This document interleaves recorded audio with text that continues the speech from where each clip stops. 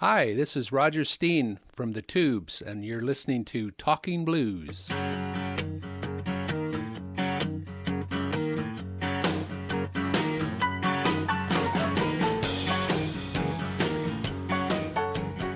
you. That was wonderful. You've done this before. Well, a little bit. I'm not the go-to guy for interviews. I feel uncomfortable when I make up stuff. It's like you got to keep talking, and I'm not very good at that. Is that by choice? Is it just something that you didn't really seek out in terms of not doing a lot of interviews? I've never been comfortable with it. I don't know. I'm kind of more of a behind the scenes guy. I always felt like the first time we went to Europe, we went to England and we got off the plane and there was like a big press grouping there, and it was like we were watching the Beatles or something, only we were the band. And it's just, I had anxiety. I wasn't comfortable with it at all. I never wanted to be in front and center. So I don't know, just me. And then when you're up on stage, how do you feel when you're actually playing? Is that a totally different thing? Yeah, kind of. I mean, you want to be engaged with the audience, and you want to hopefully have them be happy and appreciative of what you're trying to do. And yeah, that seems to be not the same for some reason, because I feel kind of free when we're performing live. But as far as okay, you got to do an interview, or you got to engage with some business part of it or something, I always feel kind of like, oh geez, I don't want to do that. So yeah, I'm more comfortable working not on camera, be off camera. So I really appreciate you doing this. Let's begin by, tell me how you got into the guitar. Oh well, it's the same story as everybody. It's at my age, it was all Beatles. We saw Beatles on TV, and boy, that was like. Well, before that, I saw it, Presley and stuff, and that was interesting. But the Beatles really hit it home. I remember sitting on the couch with my mom, and we were just like, wow. And it was so mysterious and wonderful, and their bell-like harmonies and stuff. It was just really got us. And I grew up on a farm in South Dakota. Oh. But my dad had all kinds of musical instruments in the house, and he was kind of he wasn't like everybody else. He had like a 16 millimeter projector and 16 millimeter film, and he'd film things, and he had an airplane, and we had two pianos in the house. We had two accordions. We had, up in the attic, we had a trumpet, we had a clarinet, we had many different things. And we had an old guitar up there that had two strings on it. And I'd go up in the attic and plunk around on it just because this was even before I saw the Beatles, but just because there was instruments laying around, right? And then after I saw the Beatles, then it was like that. At that time, we'd moved to Arizona because of my mother's health, and I asked, can I sell my golf clubs and get a guitar? I was like 12 or 13 or something. I was like, nah. But eventually, my dad always came through. He'd say no, and then he'd get me something better than I wanted. So that was the end of your golf career.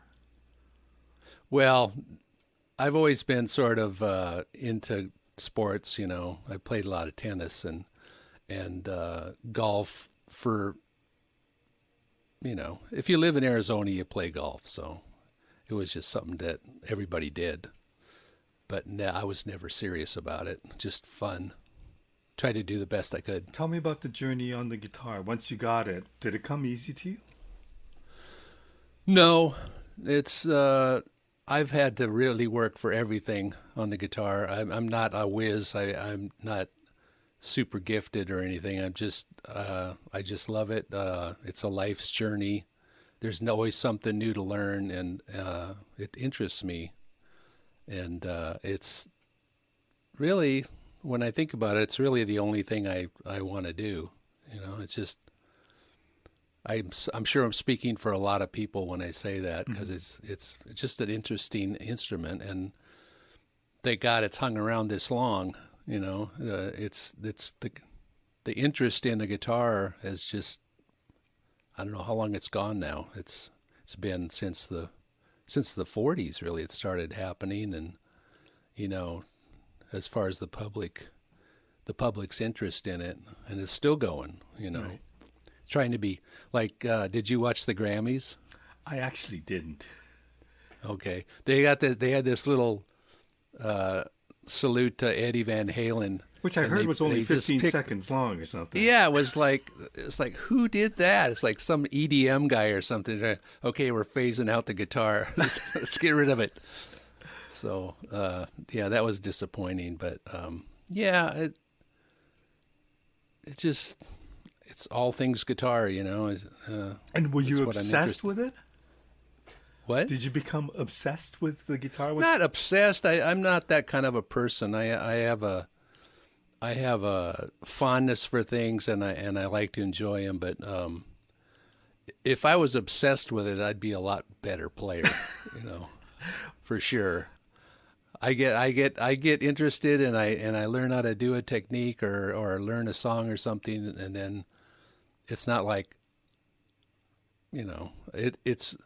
it's not like I'm addicted to it. It's just something I have a fondness for, So.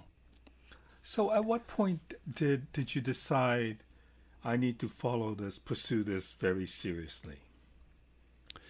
Well, I told my parents I wanted to do it about when I was 18.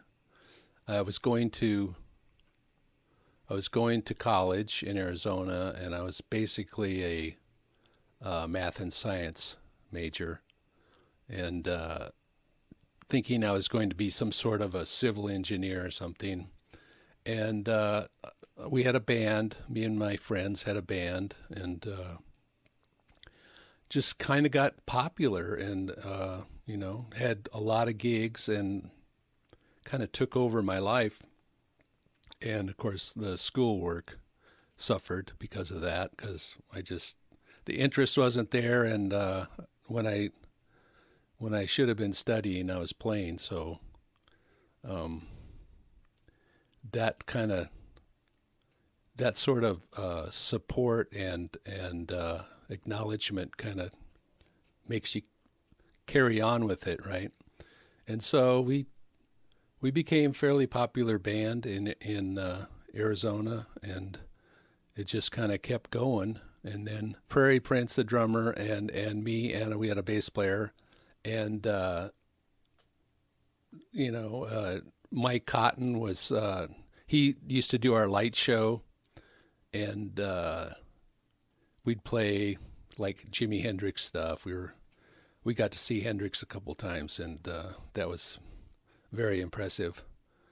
And so we kind of followed in that route. But Prairie got a scholarship to the art college in San Francisco after he graduated. He was a year younger than me.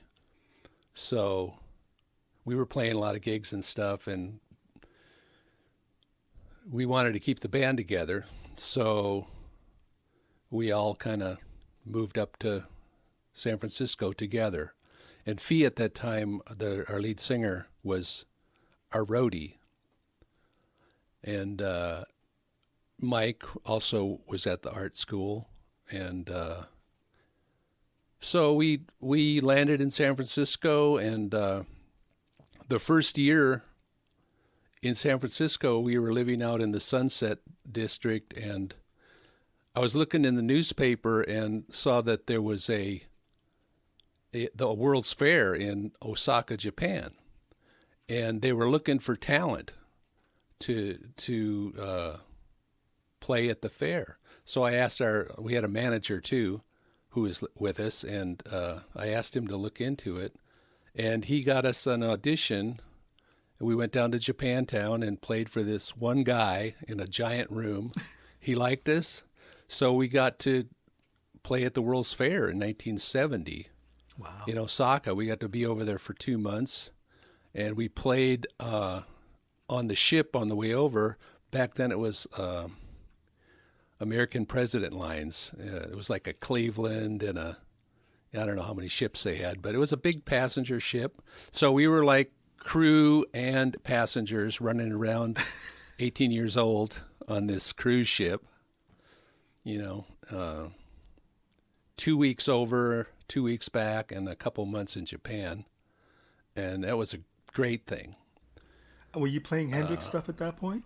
Was this still like yeah, Hendrix and early Fleetwood Mac with Peter Green style stuff, and we were playing some original stuff too, stuff that I'd written and the bass player David Killingsworth had written, and that was really cool. And then when we got back from that trip, we found that the Beans had moved up to San Francisco, and they were living in our house because they couldn't afford their rent. I mean, you just went up there with no gigs or anything. You just, try to find your way. That's what we did. It was early 70s, and the war was going on, and the protesting the war, and it was a pretty dynamic time, I mean, a lot of great music came out of this San Francisco area around that time, correct? Yeah. So we felt like we were in the center of it was after the summer of '69, but we still felt like we were in the middle of it, And was it easy to kind of gain traction for your band when you just come from Arizona to make a name for yourself in San Francisco? Yeah, that's why we got into the visual thing, because we were grasping on how to get noticed, because there was so many bands, and we weren't phenomenal players. We were a good band, but I thought we sang good, and it was a good experience to watch us. But as far as us jumping ahead of anybody in line, I don't know. So, and of course we were very sort of diverse, which was always our problem, really, to pigeonhole us into some sort of a saleable bin was difficult for the Tubes. So we were doing shows, and I would sing, Bill would sing, Bill Spooner, the other guitar player, and then we had Fee who could, he could sing pretty good too. So we sort of changed our look into having him be the focus of the band, because it would get more of a simpler, what are we looking at? Well, we're looking at a band that has this lead singer, and they do some funny stuff. They make jokes and they do funny stuff, and this guy dresses up once in a while into costumes, and so that was kind of became our thing. A Fee would come out and in some outfit, and we'd do a tune that kind of supported it, and then he'd run off stage, and me or Bill would sing a song, and then he'd come back, and it kind of developed from there to where that was our thing. Can you explain how Fee, who was your roadie in your band, how he became, I understand what you just said, but how does the roadie ultimately become the lead singer? Well, like I said, we were a fun band. We were always trying to make jokes and entertain. And Fee was very good. He was more extroverted than the rest of us, really.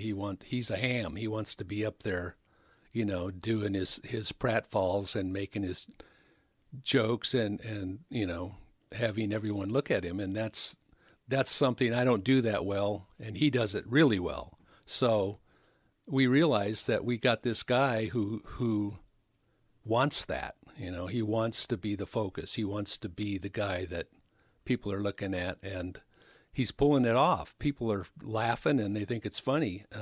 So after we got back from Japan and we lost the bass player, we just kind of fell out personality-wise.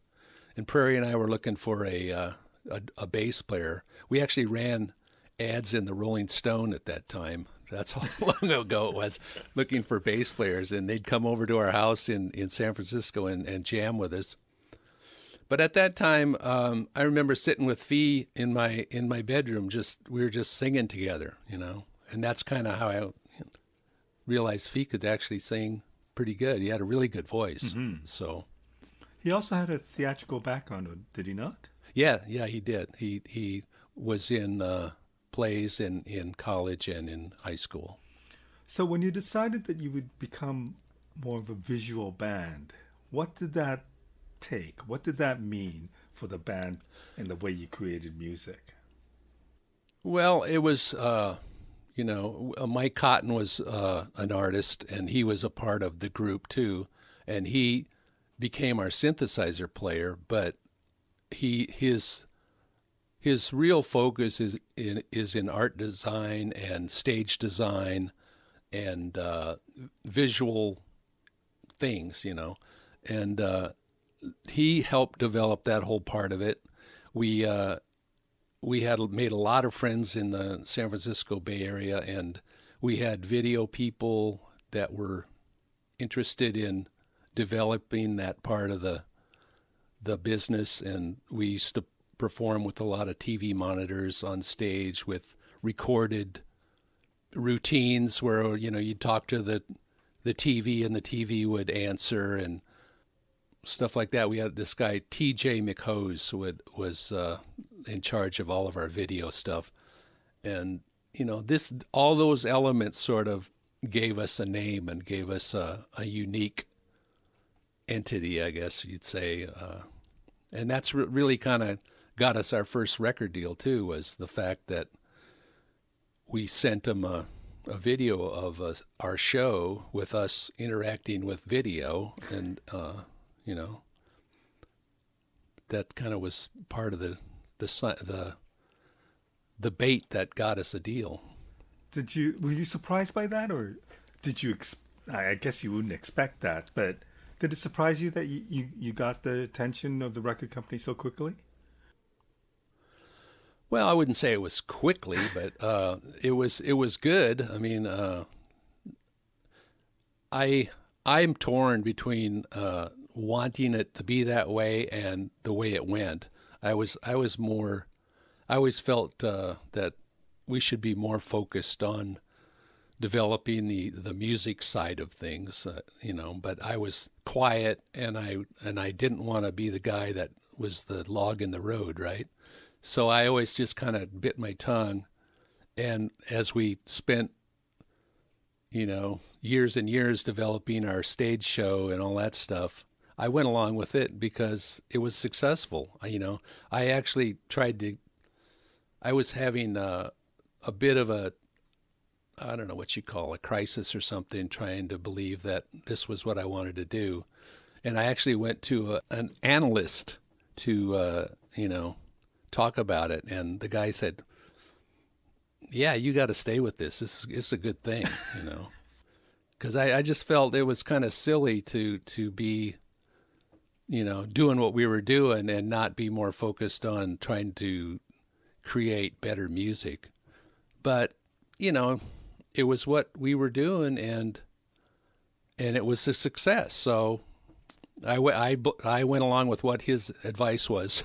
I wonder. So I'm still doing it. I wonder, at what point did you question that? Like, at what point of the band did you think? Right from the beginning. Oh, okay. really, right from the beginning. I thought, is this really a good thing? And that was just something I had to think a lot about and decide if it was right for me. Okay, but And, what I you know, remember, so back in '75 when I first saw your tour, and it was a big event.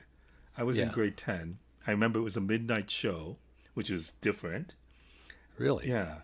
Um, I mean, different from my concert going experience that I wouldn't usually go see a concert at 12 o'clock at night. And I just remember I actually did a theater arts report on your show, as I recall, in grade 10, Ah, because it was so theatrical. But it was, I wouldn't say unheard of, but it wasn't a regular thing that a new band would tour and be the headliner and also have such a buzz, which I remember you having back then. Tell me about that experience of that first tour, what that was like for you. well, it was the first tour. It was like we were kind of, I remember being kind of, not, we weren't really that happy because we didn't think we were getting the tour support we wanted. And we felt as though that nobody knew we were there. But, and in some cases, I guess like what you're talking about, they were doing a good job. Mm-hmm. So it was just people weren't ready for us sometimes until they kind of got the feeling of what the deal was. Right. But it was shocking at the time. It was. Did we do "Don't Touch Me" there when you saw I us there? believe so, yes. Yeah. Yeah, There was nudity, which was, different. right. Yeah, it was probably that's why it was after 12 o'clock or something. Yeah, I think so. It was. We were from San Francisco, and it wasn't. It didn't seem to be. To us, it didn't seem nasty, or it didn't seem.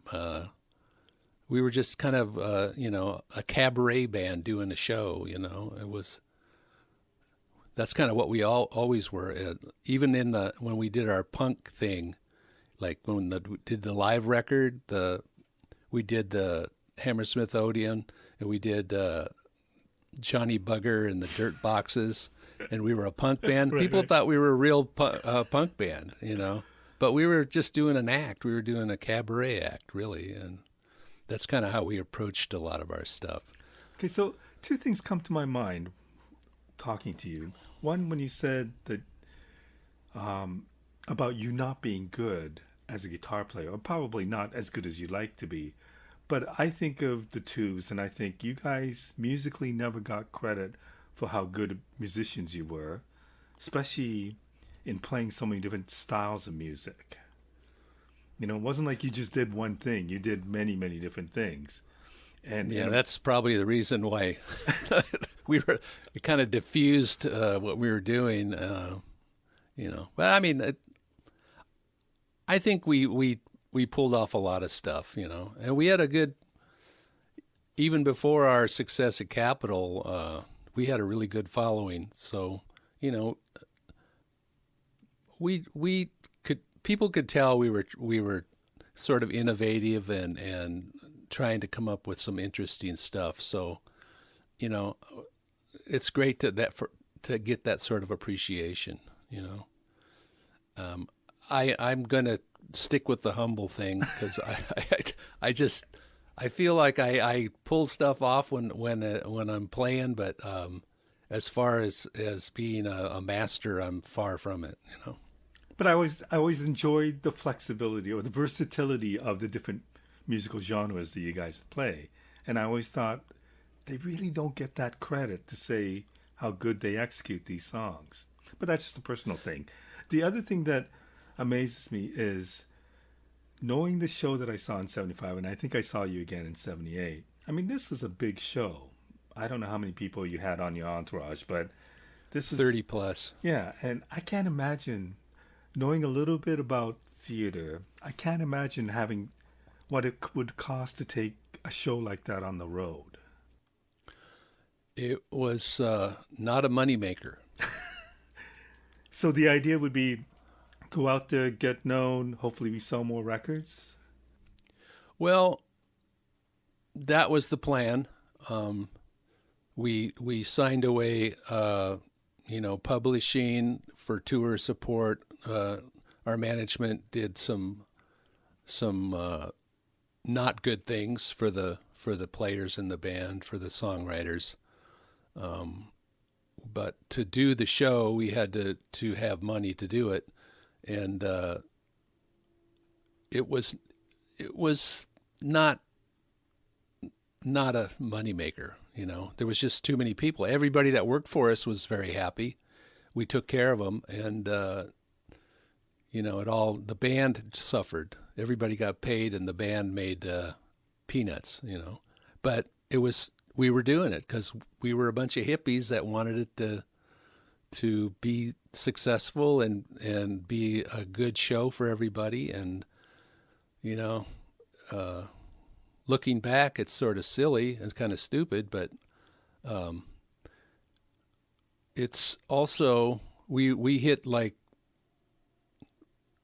a time when the whole signing a record deal was kind of coming to an end of, for getting a 7 record deal. Right.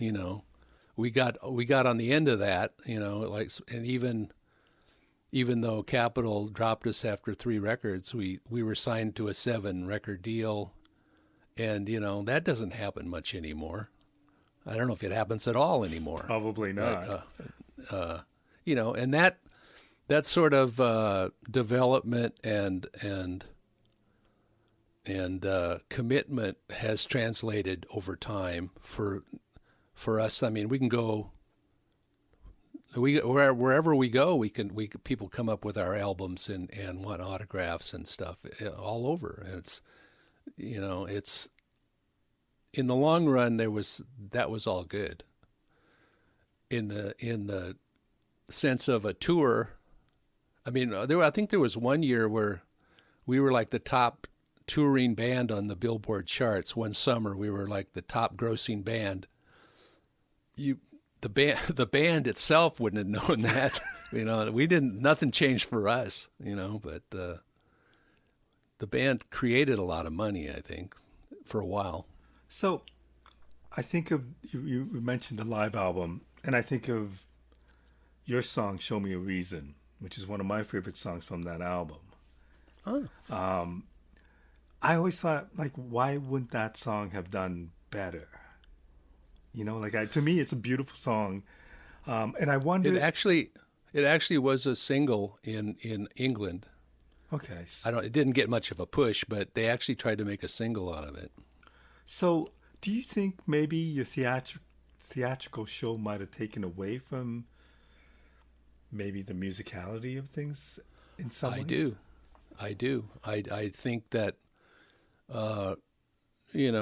people maybe didn't give us the credibility because we were seen as a more of a different sort of an act, not an authentic bunch of musicians that were writing interesting music or soulful music or something that mattered. It was more of a, I don't know how to say it. Show, but, I guess.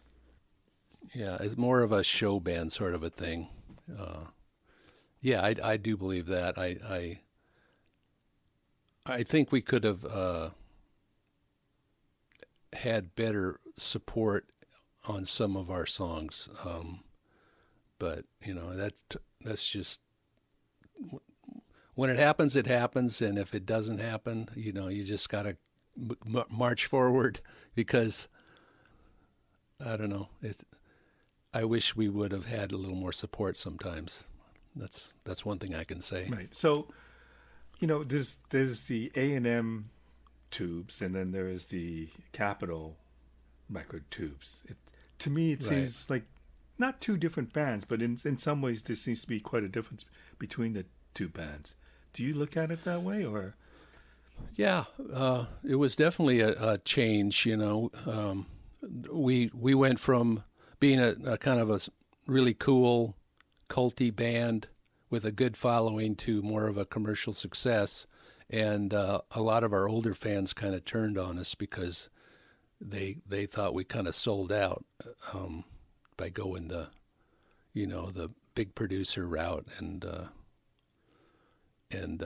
having some songs written, for us and not by the band. And that worked both ways. It kind of put off some of our older fans, and then it got us a whole new bunch of fans. So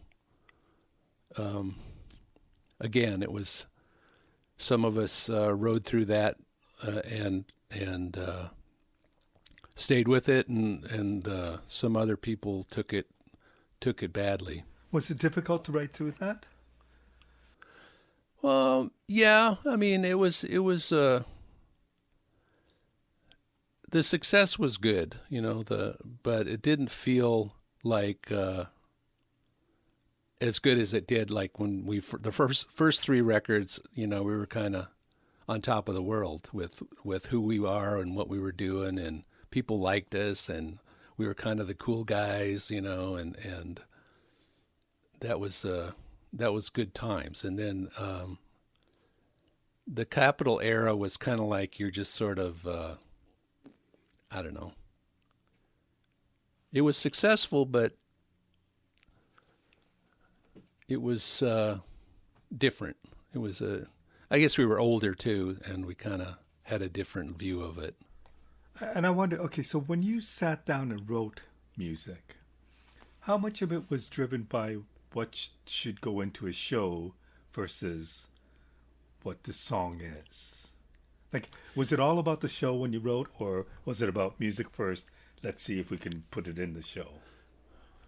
Well, yeah, that's kind of what I was talking about before. It was like you'd have a song, and you'd be developing the song, and then we'd start thinking about how we can put it into the show. So it always kind of gravitate in that direction. It wasn't like, the when we were writing music, it was more, how can we fit this into the show, and what would work after that, and rather than well, I mean, it had both elements, but the show part of it did have the biggest magnetic effect of where it was going to go. I think. Would you ever have written a song that was great but never made it into the show? All of them. Well, yeah, I got all kinds of songs. Okay, which is probably why you released a solo album a number of years ago. Yeah, that was 2013 or something like that. I did a solo record. I'm working on. I got another one. I got some time booked next month for to start in the studio. I got a couple records sitting in my computer that I got to get to, and I just been, this pandemic has been really. I'm not supposed to mingle with anybody, so I got my shots now, so I can start booking some time. So I'm going to do that. If I'm not mistaken, I think last spring you were supposed to play in upstate New York, close to Toronto. I think. I remember seeing. I think you guys were going to be around the area around. We play Tonawanda. Is that up there? Yeah, around Buffalo, New York. Buffalo, yeah. Buffalo. I remember seeing that you got Niagara Falls too. I wonder how much of that is more because of the original band and the show versus the hits that came with Capitol. Well, of course, She's a Beauty and Talk to You Later are people got to want to hear those songs as much as they want to hear White Punks, but they, we're not leaving the stage without playing White Punks. It's just not going to happen. So it's kind of all combined, Our audience is older, so they bring their kids and point at us and say, "Look at these guys, they're fun." So Yeah, I think I would say both. I don't think there's any anybody that wouldn't come because of the capital, or there wouldn't, if that's what you're saying. I think there's they're still coming. I don't know. Yeah. Well, which is neat. At what point did you think?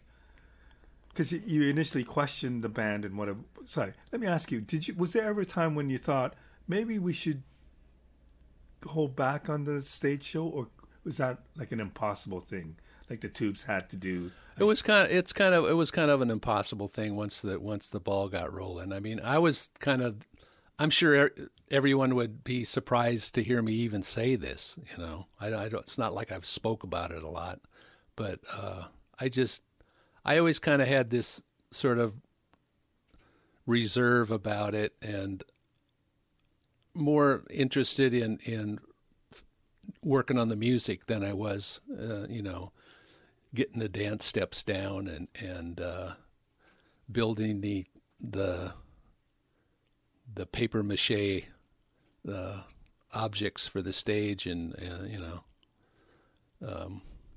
I mean, I like a good show. Mm-hmm. I'm not saying I don't. I think it's wonderful, but it's proved to be expensive and a bit of a distraction, I think, in the giant picture. There's people that do that stuff really good, and nowadays it'd be nice to, just focus on the music and have somebody else do that. But we did it all ourselves. We did everything. We made the props.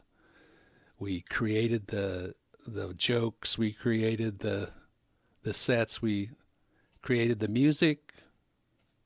We did it all. So, and it was a lot to get everything right, So, but we had some success.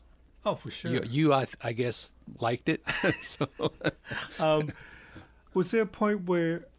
Because I know that the band kind of, I don't know if it split up properly or whatever in the 80s or late 80s, that Fee left the band and whatever. Yeah. Fee was going to be an actor or something. He's still in LA. Right. And the band carried on. Of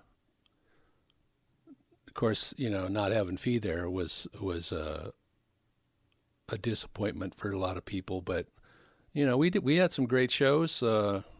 We had our original bass player, Killingsworth, who went to Japan and stuff. He came back and kind of filled in for the lead singer role for a while, but it was hard on him. He wasn't up for it because he could sing one night and then his voice would be gone for the next night, and so it wasn't good in that regard.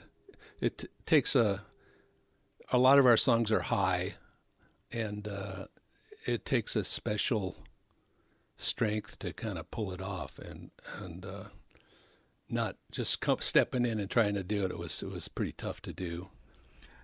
And was the band as theatrical or less so? No, we didn't. We kind of that kind of got foregone for a while as we were just playing gigs. The people want, we'd play smaller bars and stuff and just kind of keep going. I don't know if it was bad. I enjoyed it, and it was we had a lot of good shows, but Fee always complains about it. It's like, oh, that was awful, Okay, so at what point do you realize that now the band is something else? It's not. I mean, you can still go out and tour and attract decent crowds. Was at one point or another things must have changed, that all of a sudden people saw the band a different way, to a point where they would bring their kids to come and see you. Yeah, everybody's kind of lived through this time and kind of seen a lot of stuff. So, you know, it's what it's you're afraid of what you don't know, right? If you don't know if you don't know what something is, you're afraid of it. But now everybody knows what we are. It's like we're just having a good time and trying to do something funny. And I don't think anybody's afraid of us anymore. And when you go back on tour, like let's say, you know, come next year or later on this year, you decide to start touring again. How much work goes into planning a new show? Well, we're going to have to do some work. We were when we stopped beginning of last year. We were doing a whole completion backwards principle set, you know, and that was going really well. And now to start up again, we actually have a tour booked in October, I think. And whether that happens or not, you know, who knows? Because, I mean, Europe's going into lockdown again. I got my shots. But it's hard to say. I'd love to. I've heard that Live Nation is planning on doing summer shows. Oh, that's good. And hopefully some of this bailout money will revive a lot of the clubs that were struggling. So I guess there's some provision in that giant fund that is for club owners and musical venues that have been shut down all this time, that they can kind of pull themselves up again. And probably a lot of those places are places that we would play. So Right. The pieces have to fall into place.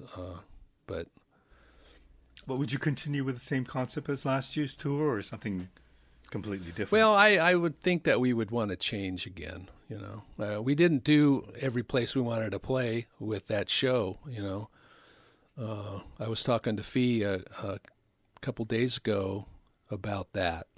And he said, well, some of these places we didn't do that show, you know. There's only a couple of these on this run that we've done that show at. Okay, but I don't know. It seems like we should start fresh again to me, in my mind, you know. Just put in a couple of weeks of rehearsal and get something new going. So that's what I'd like to do. But we haven't decided that yet. If we go back again, I know you're talking about going to London and the big press corps that greeted you early on in your career. What do you think it was about the UK that, I don't know about the rest of Europe, but the UK seems to love the band. How did that happen, and how do you know, or what can you say about that?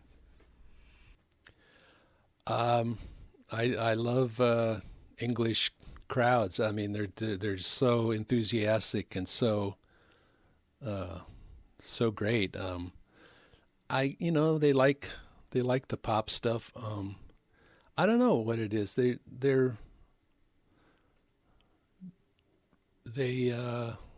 just very aware of all the little everything you're trying to say and they're just into it. I don't know. It was like that, and they kind of knew about us. The first time we went to Europe, the only album they had there was a bootleg album. It was called "Darted in My Own Armchair," which was a live show we did at the Shrine Auditorium in L.A., and they broadcast it on the radio. And some enterprising young, I would say, I don't know, English guy, I guess, or somebody, darted in my own armchair. Almost sounds like it's somebody from Amsterdam or something. But somebody recorded it and put out a record there, and that was like the only record that they had of us at that time, which was kind of disappointing. But Um, I don't know. They set up a big deal. I don't know. So, and we were there trying to be interesting. So, and as far as I was concerned, I would just as soon been in the hotel. Let somebody else do that. But I know that there is a following in Europe as well. Is it weird when people like the band more in some areas than not? Yeah, it is weird. They like us in Germany. They liked us in England. They like us in the Netherlands. France, we toured in France a bit, but I don't know what I don't think we're, it's like we're not romantic or something enough for the French people. I don't know. It's weird. And in the States, is it pretty well, can you go anywhere in the States and it's pretty consistent? We most of our gigs are on the coasts and in the Northeast. We very seldom play. I mean, we don't play, Louisiana or Mississippi. We did when we do our big Completion Backwards tour. We did all the colleges all through there. But as far as getting steady work in, like a gig a year or 2 gigs a year in Louisiana or Missouri or Alabama, no. It seems so weird. We kind of do a little circuit in the Northeast and the Northwest, up and down the coast, and that's we play Chicago and Minnesota and Detroit and stuff like that, but Ohio's good. So, but when you're working on this new album of yours, is it a different approach to what you would do to contribute songs to the band? Or like, what's the difference between a Roger Steen album or a Roger Steen project versus Roger Steen writing for the Tubes? That's a good question. We used to, just bring songs in, and everybody would work them up together in our basement or in our SIR or some rehearsal area. And now it just, I play all the parts and come up with everything, and that's different, I still think about, when I'm writing a song, I think about the Tubes performing it or me performing it. I kind of look at it like, should this be a Tubes song? But I don't even know if the Tubes will ever do another record. I would hope so, but the last one we did, it was like it didn't get any traction at all because nobody wants to hear any new songs from the Tubes. They want any new song we do in our set, which we've tried to do, is like you're taking up space for the songs they want to hear. Because we have an old audience, they paid the money to come see the songs that they want to hear, which is, Don't Want to Wait Anymore and White Punks and Talk to You Later and She's a Beauty and What Do You Want from Life and all the songs that they love. And if we play something new, they're like, they're like tapping their fingers on the table going, okay, you guys going to play? And do you feel you guys going to play Up from the Deep? So do you feel that it's kind of that's a rock and a hard place, really. Yeah. But do you feel that immediately when you introduce a new song, you get a different vibe from the audience?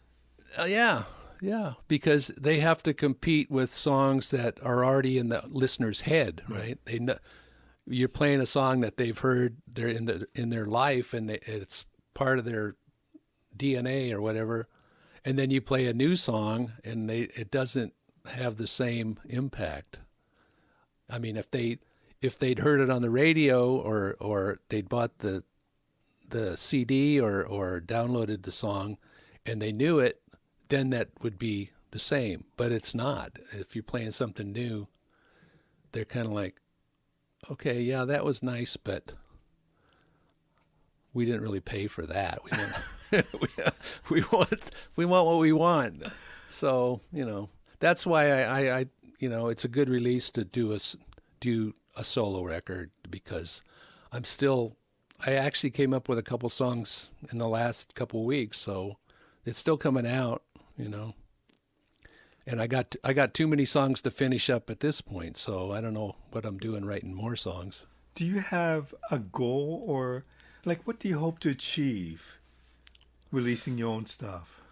I don't have any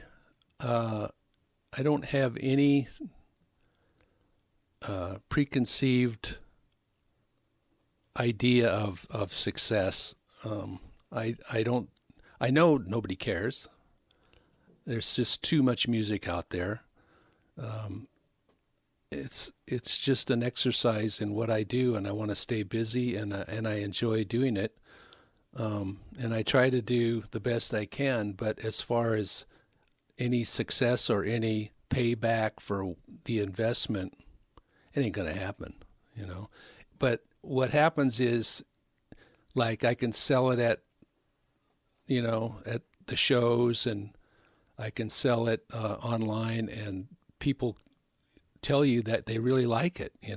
They appreciate it, and that's what it's about. That's really all it is to write a song that somebody likes, and they'll tell you, I really like that song. That's a great song. You did a good job. That's all it is. It's what I do. That's all it is. I'm not going to be believing that it's going to be a success, or somebody's going to give me an award for it or anything like that. Do you think you're as good a songwriter, if not better, than the songwriter you were in the 70s and 80s?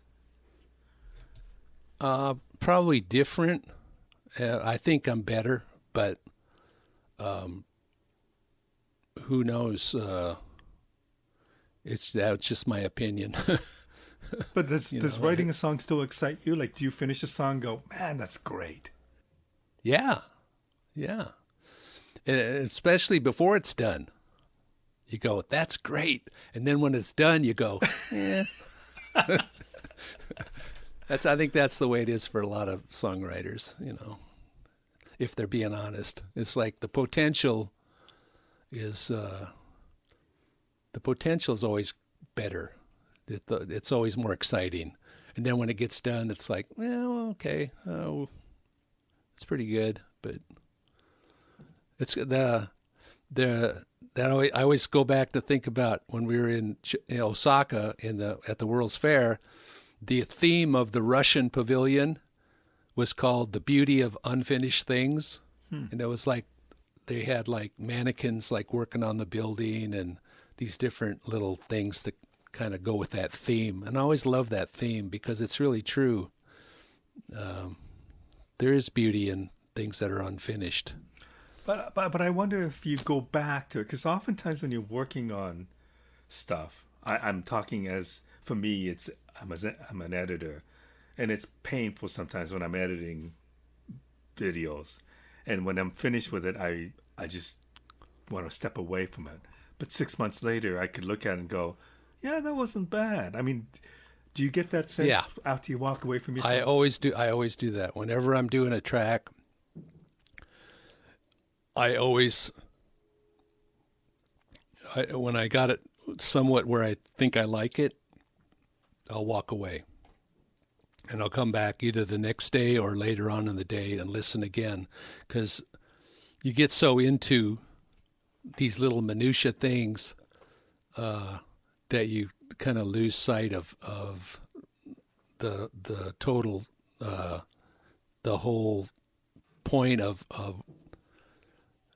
what it is you're saying gets lost in these little tiny things. And then if you go away for a while, come back and watch it, you go, oh yeah, okay, that was a good idea. Maybe I could do it a little better, but not just focus in on one little, like, just this part's just not quite right, And then if you do this album, could you appreciate it even if some audience member doesn't come to you and say, I love this song. Like, could you appreciate it for what it is, the piece of work that you did? Or do you need that feedback? Yeah. I think I would if I was happy with it, I'd be thrilled because I'm never happy with what I do. So if I was happy with it, that'd be awesome. And it's the same thing. Do you look back on the old Tube stuff and still feel, oh, we could have done it better? Oh yeah, oh yeah. Would you ever be able to I always appreciate? I look back on that stuff and I think it's so overproduced. It's ridiculous. Is that So the sign of time? Was that just the way things were done back then, or do you think it was something else? I just think we were so willing to let people lead us, yeah, as to what to do. I'm not saying that I think it's bad. It's all bad. It's terrible. I think it would have been more honest if we would have maybe taken more control ourselves. And I'm speaking about me. I'm too much of not getting in the way of things and letting people take charge. And I just kind of go, oh, okay, that's a fault that I have, where I kind of sometimes think maybe I should have tried to take a little more control, but that's on me. But the band is pretty much. I mean, what I read was it was more of a democracy than anything else. Correct? Yes. So even then, that was the difficult thing to push forward. Yeah. Yeah, I mean, what you're saying, yes, that's true. We were a democracy, yeah. And so you only had one vote. So My final question: what's it like when you play with Fee and with Prairie Prince for I don't know how many years, but you guys have played together for a long, long time. What's that like? Prairie and I have played together since 1966. That's crazy. Yeah. And it's very comfortable.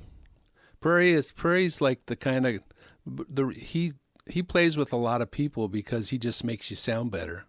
He's a drummer that just makes what you do sound better. Mm-hmm. And that's why people want to have him in their band. He gets a lot of studio calls and I was very lucky to be paired with him from early on because he just made everything I do sound like I knew what I was doing because he's awesome. So